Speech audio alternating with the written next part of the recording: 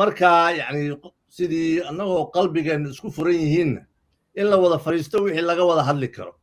war fariis laakiinse ma aha in la yidhaahdo tanoo dhammaanin in lagu boodo war haddaan ku yidhi ana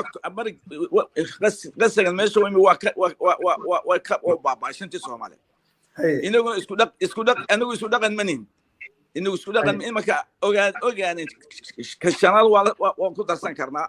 Djibouti waa isku darsan karnaa laakiin Soomaaliya Italiya kuma darsan karno waanu isku qoomeynaa in isku dhaqan manihin isku values manihin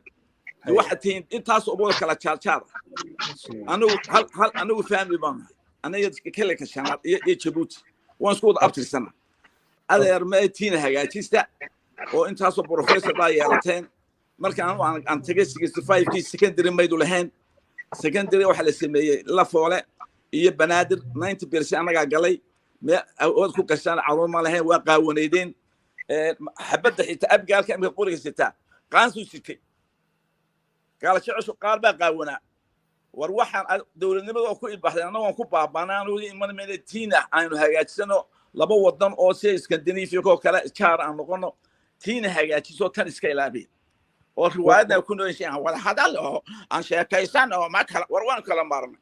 صدقاسنا ما تنشونا we don't miss you أميغو راليغا فيصل ما كان واحد كل تينا كهلا بالله فيصل ما كسوبي